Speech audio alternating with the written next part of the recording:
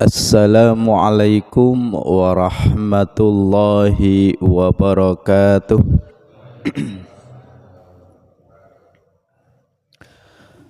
Alhamdulillahilladzi arsala rasulahu bil huda wa dinil haq liyudhhirahu 'ala dini kullih wa kafa billahi syahida. Ashhadu an la ilaha illallah wahdahu la syarikalah wa ashhadu anna Muhammadan abduhu wa rasuluhu la nabiyya ba'dah. Allahumma salli wa sallim ala nabiyyina wa maulana Muhammad wa ala alihi wa ashabihi wa barik wa sallim tasliman katsira. Qala Allah ta'ala fi kitabihil karim, a'udzu billahi minasy syaithanir rajim, bismillahirrahmanirrahim. Ya ayyuhalladzina amanu taqullaha haqqa tuqatihi wa la tamutunna illa wa antum muslimun. Shadaqallahul azim. Amma ba'd.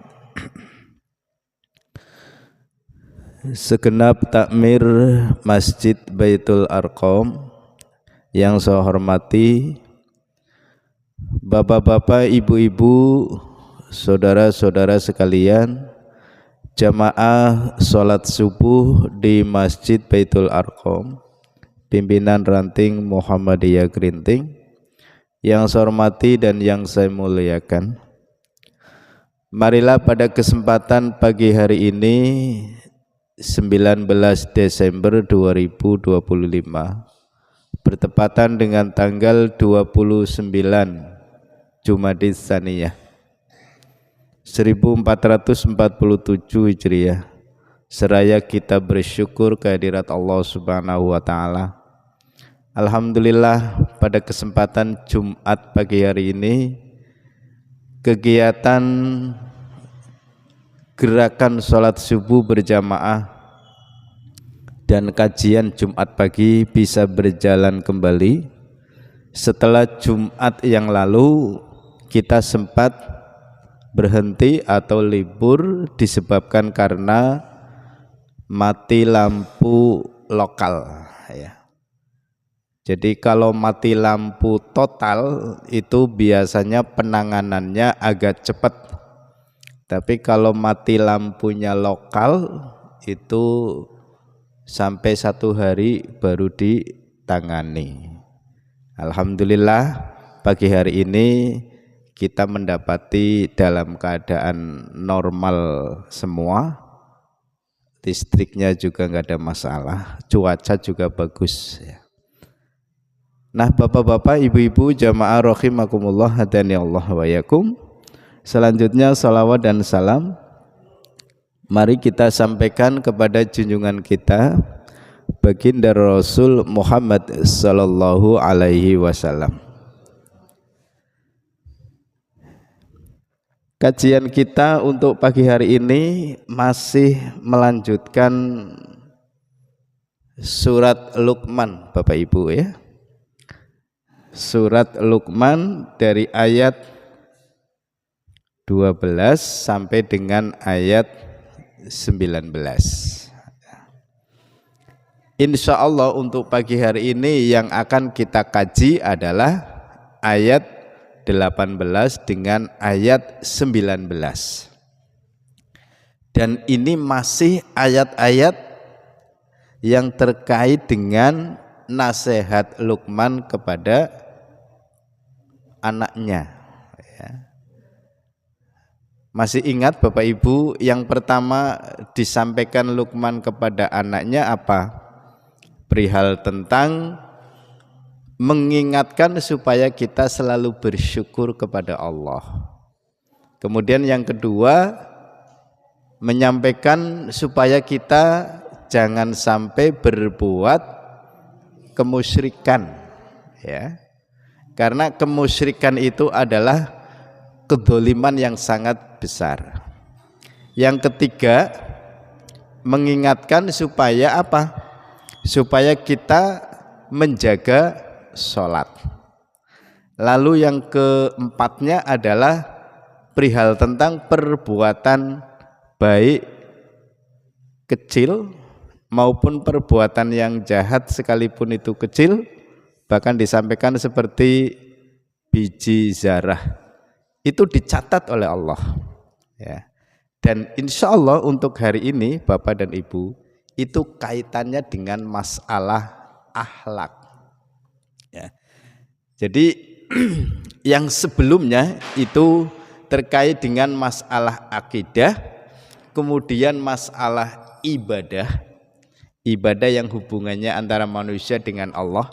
Nah, yang berikutnya adalah tentang masalah akhlak. Itu pada ayat yang ke-18 dengan ayat yang ke-19. A'udzu billahi minasyaitonir rajim.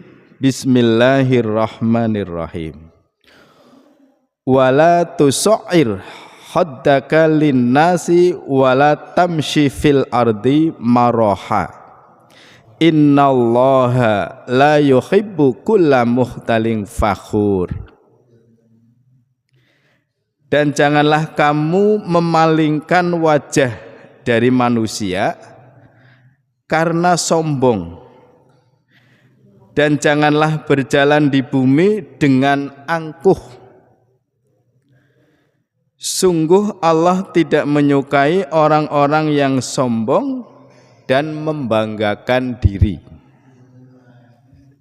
Ini nasihat yang disampaikan oleh Luqman kepada anaknya yang kesekian kali, Bapak Ibu, ya.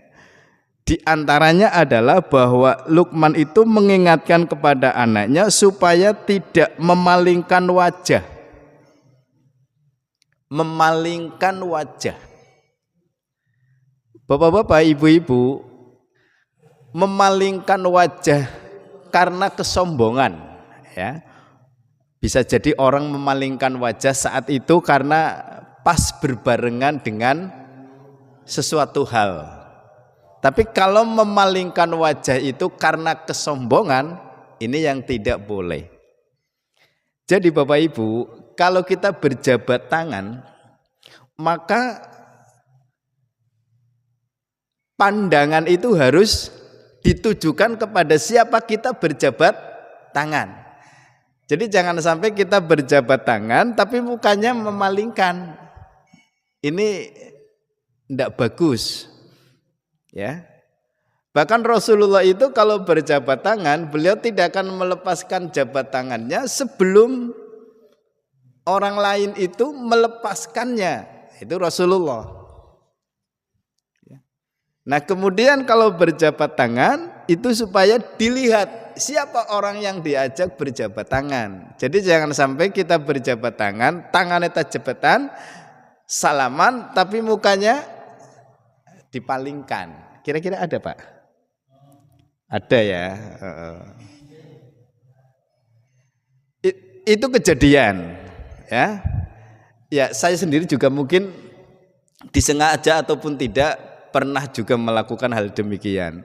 Akalek salaman tapi raine mungkur, ya. Ini enggak pas tuh. Nah, ibu-ibu ya, kalau bersalaman ya harus ditatap wajah orang yang bersalaman tuh. Nah, kemudian kejadian-kejadian berikutnya ketika kita berpapasan atau ketika kita berjumpa di jalan, padahal kita menyapa, mulutnya menyapa, tapi kadang-kadang wajahnya tidak menatap, ya, wajahnya tidak menatap. Atau bisa jadi sebelum pas berpapasan kita pandangannya ke sana, tapi begitu pas sampai pada orangnya kita memalingkan wajah, kita memalingkan mukanya, atau kita membuang wajah kita. Nah, ini sebuah larangan Bapak Ibu. Jadi memalingkan wajah, memalingkan muka kita di hadapan orang yang kita kenali gitu ya, maka itu merupakan salah satu larangan. Luqman mengatakan untuk tidak melakukan hal yang demikian. Wala tusair haddaka linnas gitu ya. Kemudian yang berikutnya adalah jangan berjalan di atas bumi ini dengan angkuh ya. Dengan angkuh. Angkuh itu jadi seakan-akan kalau berjalan Bapak Ibu itu paling hebat sendiri gitu ya. Ya tindakannya, ya gerakannya itu enggak sama dengan yang lain itu ya. Orang angkuh itu seperti apa sih ya? Gitu ya. Bapak Ibu bisa menyaksikan orang-orang yang ketika berjalan itu dengan angkuh gitu. Innallaha la yuhibbu kulla muhtalin fakhur. Allah tidak menyukai, Allah tidak suka dengan orang-orang yang sombong dan orang-orang yang membanggakan diri. Ini perlu Bapak dan Ibu ketahui bersama bahwa Allah itu tidak menyukai, Allah tidak mencintai, Allah tidak senang dengan orang-orang yang sombong dan membanggakan diri.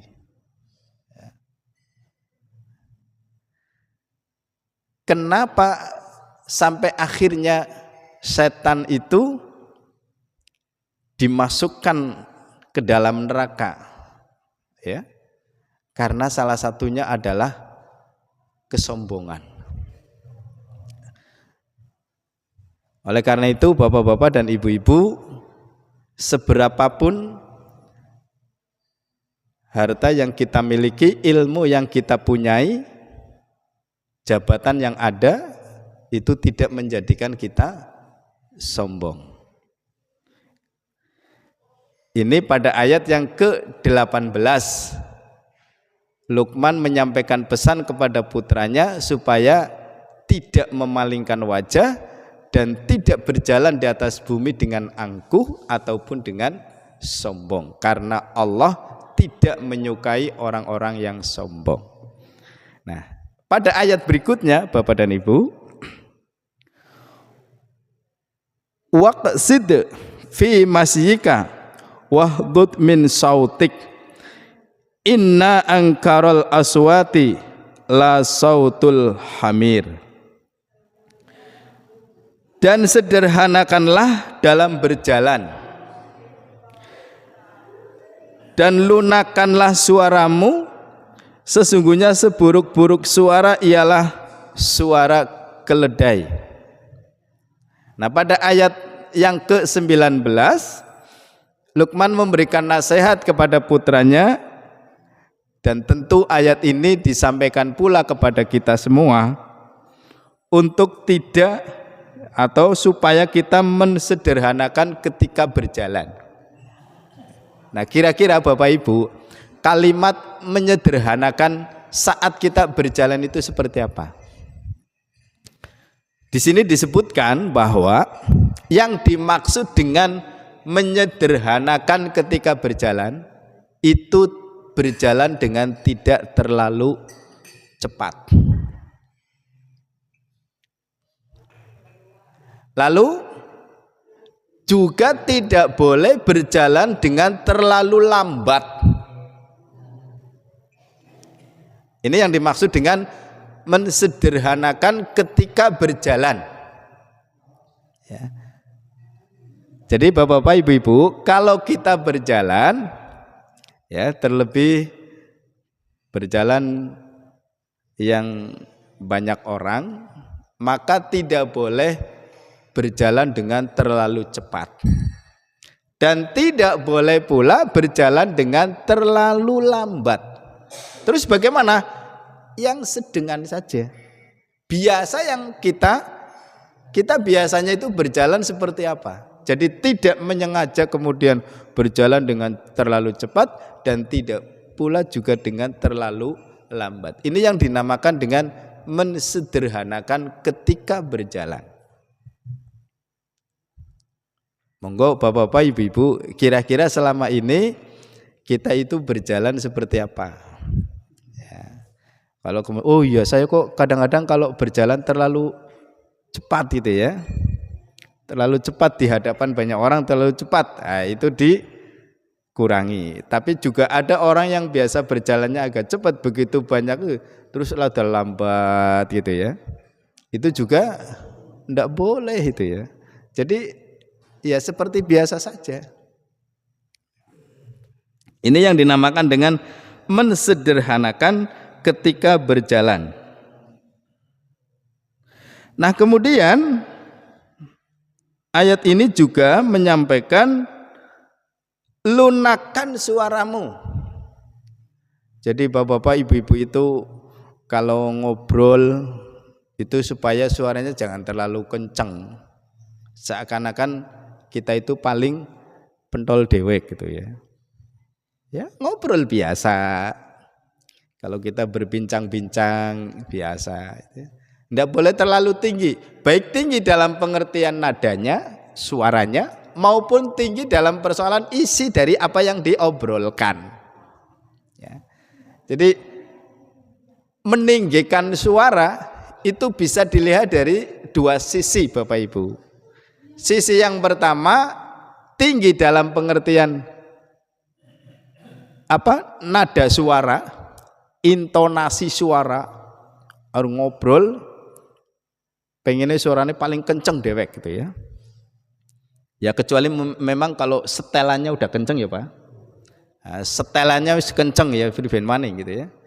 Artinya bahwa ketika kita menyampaikan, ketika kita ngobrol-ngobrol, kemudian menyengaja untuk mengencangkan suara kita, mengeraskan suara kita. Itu keras dari sisi nada maupun intonasi. Tapi juga keras dalam pengertian isi yang dibicarakan. Ya. Artinya kalau isi berarti apa, Pak Biu? Yang diobrolkan itu selalu mengunggulkan dirinya. Ini namanya meninggikan suara. Ya. Jadi kalau ngobrol Bapak Ibu, kalau ndak mengagungkan dirinya itu rasanya kurang sreg. Ya. Makanya terus kalau ngobrol itu meninggikan suara dalam persoalan mengagungkan dirinya. Ya bisa jadi mengagungkan dengan ilmunya, mengagungkan dengan keturunannya yang mungkin dirasa sudah berhasil gitu ya. Sehingga menjadikan orang lain itu apa? Cemburu. Menjadikan orang lain itu kecil hati, menjadikan orang lain terus merasa paling rendah. Itu yang dinamakan dengan meninggikan suara. Oleh karena itu Luqman itu menyampaikan kepada anaknya supaya melunakkan suara, merendahkan dirinya di hadapan banyak orang. Memang Bapak dan Ibu jamaah rahimakumullah, segala sesuatu itu bermula dari lisan kita. Segala sesuatu bermula dari apa yang diucapkan oleh kita. Kalau yang diucapkan itu enak didengar dari sisi nada dan intonasinya, enak didengar dari apa yang dibicarakan, maka orang lain pun akan hormat dengan kita. Ya, silakan bapak-bapak, ibu-ibu pirsa. Bapak ibu bisa niteni lah. Nek ana wong sing ari ngobrol terus selalu meninggikan suaranya dan selalu membanggakan dirinya, itu ya lama-lama orang juga nggak suka. Gitu ya Bu ya. Lama-lama juga orangnya nggak suka. Ya. Jenuh. Makanya Bapak ibu-ibu jamaah rahimakumullah hadani Allah wa iyyakum, di saat kita menyampaikan, di saat kita ngobrol-ngobrol, di saat kita berbincang-bincang, silakanlah mengobrol dan berbincang dengan suara yang lunak. Beda lagi kalau kita berbicara dengan orang budek,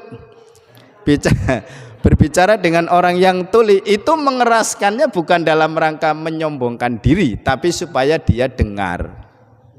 Ya. Tapi ngobrol dengan orang yang tuli itu gampang-gampang susah. Ya Bu, kalau suaranya rendah tidak mendengar, saat kita mengeraskan suaranya dikira membentak. Itu biasanya kalau kita ngobrol dengan orang yang tuli ataupun budek itu ya kadang-kadang seperti itu. Jadi tidak apa-apa kalau kita ngobrol dengan orang yang tuli dan budek itu dengan suaranya keras, tidak apa-apa karena memang biar dengar. Terutama Bapak Ibu, ketika kita berbicara dan kebetulan lawan bicara kita itu adalah orang tua kita sendiri. Nah, cuma ya itu tadi kembali, kalau orang tua kita yang sudah budek atau tuli ya otomatis kita mengeraskan sedikit suaranya. Kadang-kadang wong tua nalika ngomongnya lirih ora krungu, barang ngomongnya kenceng monine bentak. Kon ka ngomong karo wong tua kan nyentak-nyentak gitu ya. Lah ya wong mikir diomong lirih ora krungu, barang ngomongnya rada keras. Nah, makanya kalau ngobrol dengan orang tua ya bisa jadi dengan sedikit isyarat ataupun dengan layar sentuh.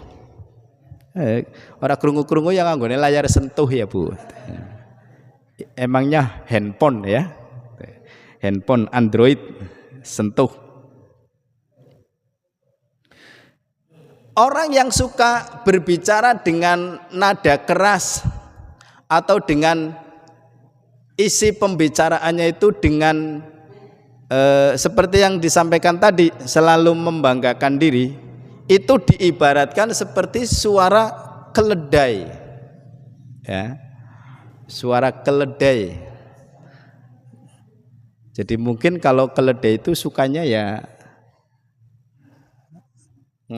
ibaratnya itu suka menggonggong sendiri itu ya, ibarat anjing itu suka menggonggong sendiri, suka apa itu ya. Jadi orang-orang yang suka berbicara dengan cara seperti itu diibaratkan menurut Al-Quran itu seperti keledai. Makanya suara keledai itu adalah dijadikan sebagai contoh suara-suara yang dirasa kurang baik, suara-suara yang dirasa kurang enak. Makanya Bapak Ibu, kita jangan sampai bersuara seperti suaranya keledai.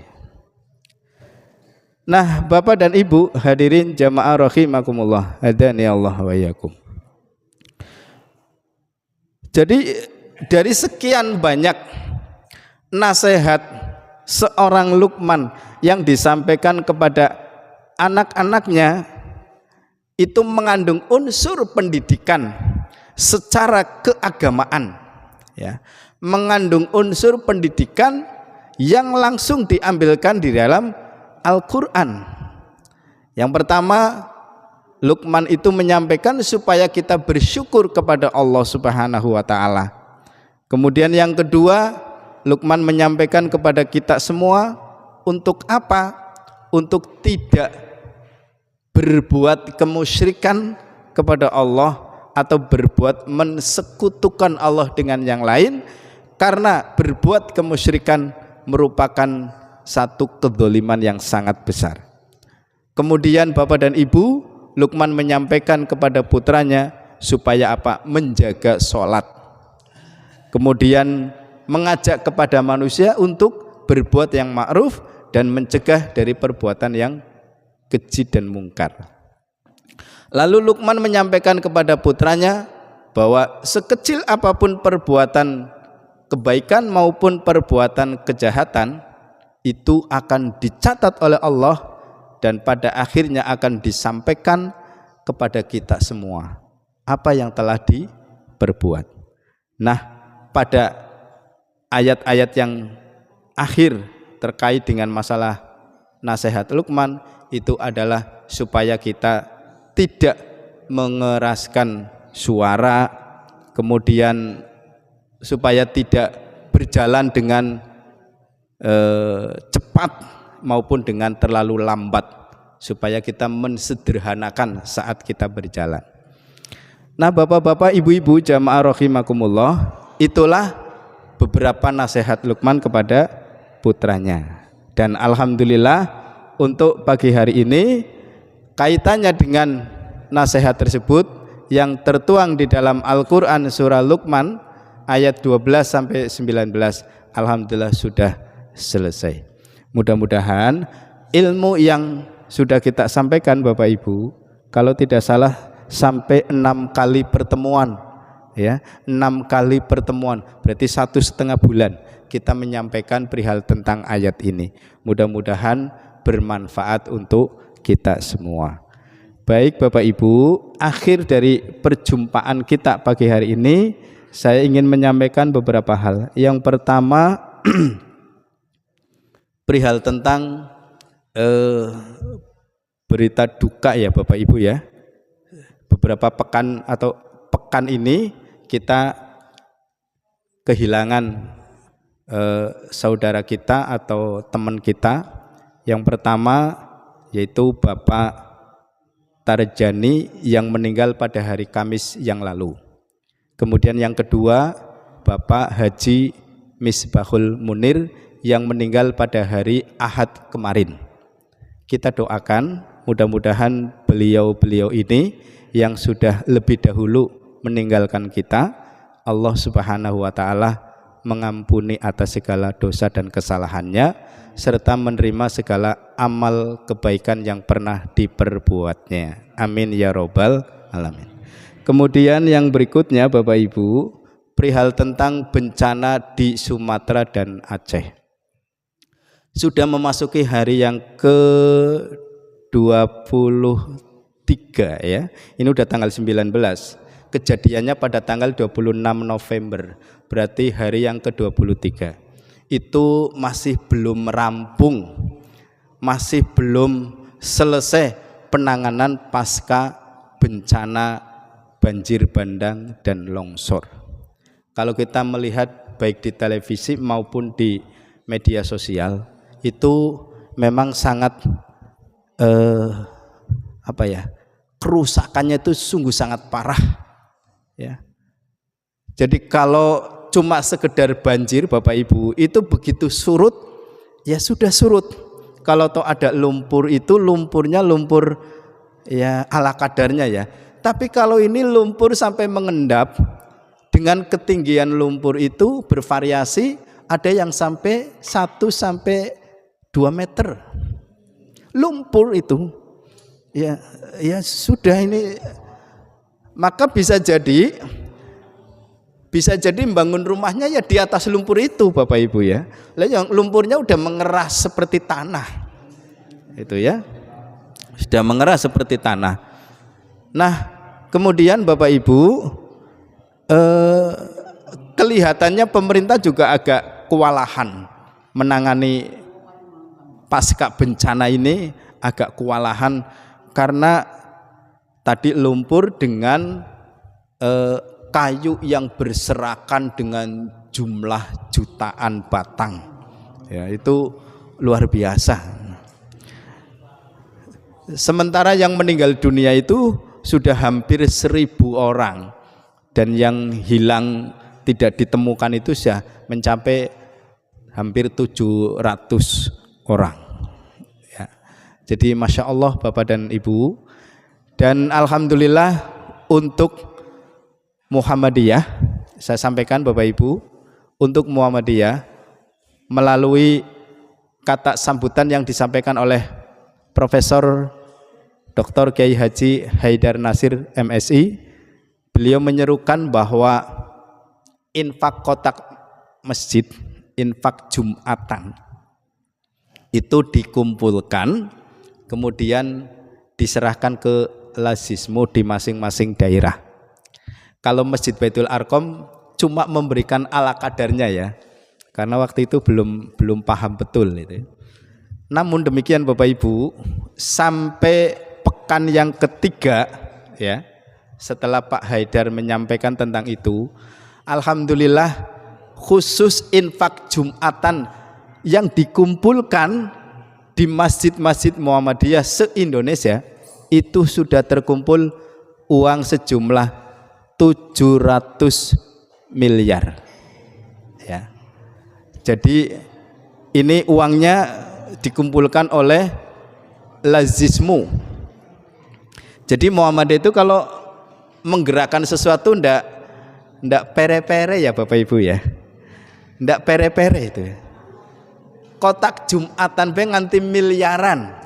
Dan itu didonasikan semuanya ke bencana Sumatera dan Aceh.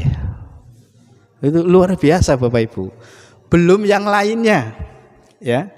Untuk di Kecamatan Bulakamba yang saya tahu Bapak Ibu, untuk di Kecamatan Bulakamba atau di cabang Muhammadiyah Bulakamba, Grinting, khusus Grinting itu terkumpul 7 juta lebih. Saya tidak tahu persis 7 juta berapanya. 7 juta 130 ribu. Kemudian untuk di cabang Bulakamba selain Grinting itu terkumpul sekitar 30 juta sekian. Jadi kalau dikumpulkan di cabang Bulakamba saja itu terkumpul hampir 40 juta. Itu bukan infak kotak masjid, bukan itu ya. Jadi kalau dikumpulkan antara pendapatan kotak infak masjid Jumatan dengan yang lain, mungkin jumlahnya sudah ratusan miliar. Itu didonasikan untuk bencana di Sumatera dan Aceh. Kemudian Bapak dan Ibu, Muhammadiyah dengan MDMC-nya ya, itu mengirimkan tenaga-tenaga relawan di Aceh dan Sumatera. Mudah-mudahan bencana yang terjadi di Sumatera dan Aceh segera pulih kembali Bapak Ibu ya. Saudara-saudara kita yang ada di sana mudah-mudahan bisa menjalani hidup normal kembali seperti semula. Demikian Bapak Ibu jamaah rahimakumullah, hadani Allah wa iyyakum. Sedikit informasi yang disampaikan mudah-mudahan memberikan pemahaman untuk kita. Mari kita akhiri kajian pagi hari ini seraya dengan membaca doa subhanallah wa bihamdika asyhadu alla ilaha illa anta astaghfiruka wa atubu ilaik. Nasrun minallah wa fathun qarib. Wassalamualaikum warahmatullahi wabarakatuh.